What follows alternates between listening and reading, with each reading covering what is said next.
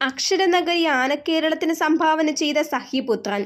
ആനക്കോട്ടയത്തിൻ്റെ പ്രമുഖ ആനത്തറവാടായ പാപ്പാലപ്പറമ്പിലെ വല്യാന.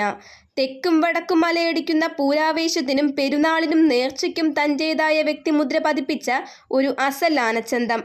അഞ്ജനമിഴിയുന്ന ചഞ്ചനകാന്തി വിലസി വിളങ്ങുന്ന ആനക്കേരളത്തിൻ്റെ അതിർത്തി സംസ്ഥാനങ്ങളിലും ആഘോഷരാവുകളെ മുഖരിതമാക്കാൻ അവസരം ലഭിച്ച സഹ്യപുത്രൻ. തൻ്റെ നാമധേയത്തിന് പൂർണ്ണ അംഗീകാരം കൽപ്പിക്കുന്ന കൊമ്പനാന. സിനിമകളിലും സജീവമായി മാറുന്ന പുതുപ്പള്ളി പാപ്പാലപ്പറമ്പിലെ പോത്തൻ വർഗീസ് അച്ചായൻ്റെ വല്യാന. ഒരു രാം ഗോപാൽ വർമ്മ ചിത്രത്തിലെ നായകനെ പോലെ ആടിക്കുഴയുന്ന നായികയോട് പോലും വില്ലനോടെന്ന പോലെ എപ്പോഴും ഒരിത്തിരി കനത്തിൽ ഗൗരവം കാട്ടി. കണ്ണുകളിൽ എപ്പോഴും ആണത്തം സൂക്ഷിച്ച് അത്യാവശ്യം മാത്രം സംസാരിച്ചു പോരുന്ന ഒരുവൻ. സിനിമയിൽ മാത്രമല്ല, ആനക്കേരളത്തിലും ഇത്തരത്തിലൊരുവൻ.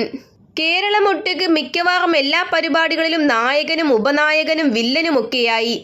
ഒറ്റവാക്കിൽ കൈനിറയെ പരിപാടികളുള്ള ചങ്കൂറ്റക്കാരനായ ഒരു ആനപ്പിറവി. ഏതാണ്ട് 20 വർഷങ്ങൾക്ക് മുൻപ് കൂടുവിട്ട് കൂടുമാറി മലയാള മണ്ണിൽ അക്ഷരനഗരിയിലെത്തിയ ഒരു അരുണാചൽക്കാരൻ.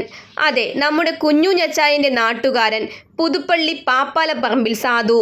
ആളെങ്ങനെ പേരുപോലെയാണോ എന്നാണ് ചോദ്യമെങ്കിൽ സാധുവാണ്, പക്ഷേ ഒരു ആൺപിറപ്പാണ്. നല്ല ചങ്കൂറ്റമുള്ളവൻ, ഇഷ്ടമില്ലാത്തവയോട് പ്രതികരിക്കാൻ അറിയാവുന്നവൻ. പക്ഷേ തലേക്കെട്ട് കെട്ടി പരിപാടിക്കിറങ്ങിയാൽ ഏത് കൊടി കെട്ടിയവനും ഒന്ന് മുട്ടിടിക്കും. കാരണം പരിപാടിയിൽ സാധു ഇത്തിരി കണിശക്കാരനാണ്. 30കളെ നോക്കി പുഞ്ചിരിച്ചു നിന്ന കാലത്താണ് അതിർത്തി കടന്ന് മലയാള മണ്ണിലെത്തിയത്.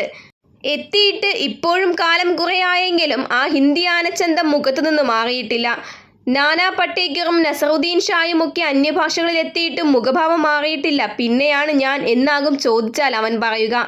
പാപ്പാലപ്പറമ്പിലെ പിള്ളേര് എപ്പോഴും തിരക്കുള്ളവരാണെന്ന് പറയാതെ അറിയാമല്ലോ. അതിൽ കേശവൻ മുമ്പിൽ നിന്ന് നയിക്കുന്നുവെങ്കിൽ അതിൻ്റെ അമരക്കാരൻ സാധു തന്നെ. ഉത്സവങ്ങളും പൂരങ്ങളും മത്സരങ്ങളും പെരുന്നാളുകളും അങ്ങനെ എന്തിനും ഏതിനും സാധു ഉണ്ടാകും. ചിലപ്പോൾ നായകനായും അല്ലെങ്കിൽ ഉപനായകനാവും. അളവുകൾ പഴങ്കഥകളാക്കി തൻ്റെ ഉയരപ്പെരുമയിലും ഒറ്റ നിലയിലും ഇവൻ ചെന്നെത്താത്ത നാടുമില്ല, എടുക്കാത്ത പൂരങ്ങളുമില്ല. ഉയരവും നിലവും അതിൽ കുറച്ച് സൗന്ദര്യവും കൂടിയായാൽ പിന്നെ എന്താ അവസ്ഥ? അതാണ് ഇന്ന് സാധു. ഇവൻ്റെ ബുക്കിങ്ങിനായി പരക്കം പായുന്ന കമ്മറ്റിക്കാർക്കറിയാം ഇന്നിൽ ഇവൻ്റെ സാന്നിധ്യം നൽകുന്ന വില. ക്ഷേത്ര ഉത്സവങ്ങളിലും നിലവിൻ്റെ പൂരങ്ങളിലും സാധു ഇന്ന് പരിഗണിക്കപ്പെടുന്ന ആദ്യ ബെഞ്ചിൽ ഉണ്ടാകും എന്നത് നിസ്സംശയം പറയാം. ഐശ്വര്യ ശ്രീമാൻ മഹാദേവനും ഉയരക്കേമൻ കേശവനും പ്രിയൻ അർജുനനും ഒക്കെ കുടുംബത്ത് കൂട്ടായി നിൽക്കുമ്പോൾ സാധു രണ്ടും കൽപ്പിച്ചിറങ്ങും. തറവാട്ടിൻ്റെ പേരും പെരുമയും നിലനിർത്താൻ ഏതറ്റം വരെ പോവുകയും ചെയ്യും.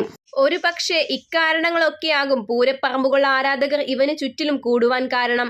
50കളുടെ മധ്യത്തിലെത്തി ഇനിയും വിജയിക്കാൻ മത്സരങ്ങളുണ്ടെങ്കിൽ താൻ തയ്യാറെന്ന മട്ടിൽ അരയും തലയും മുറുക്കി അംഗപ്പുറപ്പാടിനിറങ്ങുന്ന നമ്മുടെ പുതുപ്പള്ളിക്കാരന് 1000 വിജയാശംസകൾ നേർന്നുകൊണ്ട് അടുത്ത വീഡിയോയിൽ മറ്റൊരു ഗജകേസരിയുടെ വിശേഷങ്ങളുമായി നമുക്ക് വീണ്ടും കാണാം. Thanks for watching.